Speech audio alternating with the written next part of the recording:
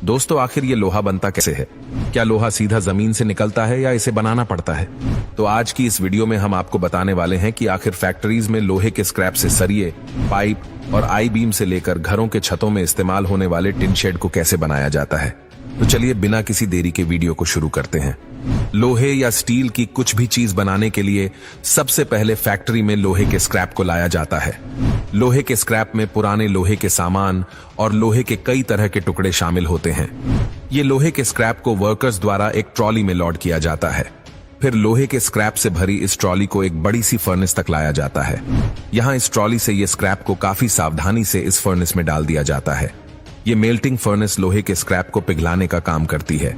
इसमें फर्नेस के अंदर इस स्क्रैप को 1000 डिग्री तक गर्म किया जाता है। कुछ देर यूं ही फर्नेस में रहने के बाद अब ये स्क्रैप पूरी तरह से लिक्विड में बदल जाता है।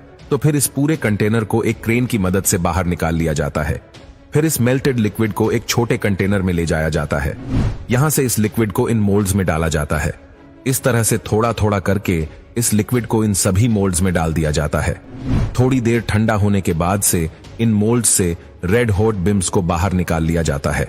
फिर इन बीम्स को ठंडा होने के बाद एक जगह पर कलेक्ट कर लिया जाता है। इन बीम्स की मदद से ही लोहे के सारे प्रोडक्ट बनाए जाते हैं। अब लोहे के इन बीम्स से सरिया बनाने के लिए इन्हें एक कन्वेयर बेल्ट पर रखा जाता है।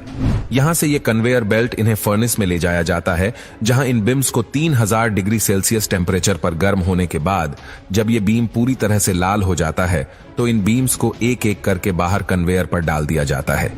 यहां से ये बीम आगे लगी मशीन से गुजारा जाता है, जिससे यह बीम पतला और लंबा होता जाता है। एक बार इस बीम की सही लेंथ हो जाने के बाद इस बीम को सरिये की शेप में लाने के लिए मल्टीपल डाई मशीनों में से गुजारा जाता है, जिससे यह बीम पतले और लंबे हो जाते हैं। यहाँ इस लोहे को एक डाई से निकालकर दूसरी उसमें छोटी डाई डाल दी जाती है।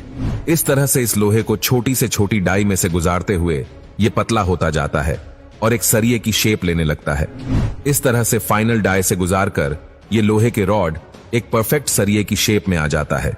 फिर इसे ठंडा होने के लिए एक तरफ रख दिया जाता है और ठंडा होने के बाद ही सरिया पूरी तरह से बनकर तैयार हो जाता है। और इसी तरह से आई बीम बनाने के लिए भी इन्हीं लोहे के बेज का इस्तेमाल किया जाता है। सबसे पहले इन बीम्स को फर्नेस में डालकर गर्म किया जाता है। गर्म होने के बाद इन बीम को कन्वेयर की मदद से आगे प्रोसेसर के लिए लाया जाता है।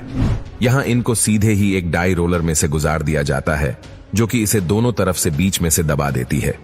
फिर और अच्छे से शेप देने के लिए एक बार फिर से इसे डाई रोलर में से गुजारा जाता है, जिसके बाद ये बीम एक आई बीम की शेप लेने लगता है।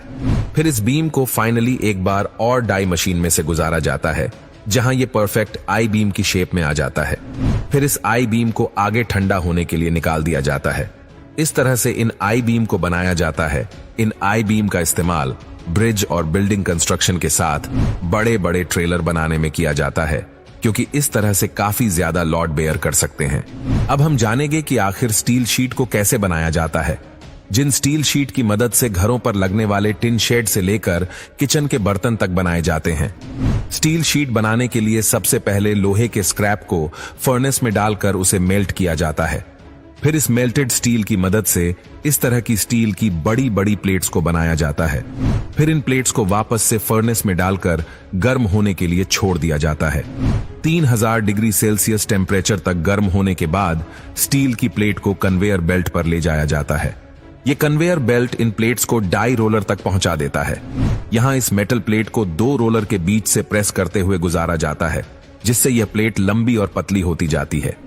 इस तरह से इस प्लेट को कम वेयर की मदद से बार बार इस रोलिंग डाई मशीन के नीचे से गुजारा जाता है, जिससे इस प्लेट की थिकनेस काफी कम होती जाती है और इसकी लंबाई बढ़ती जाती है।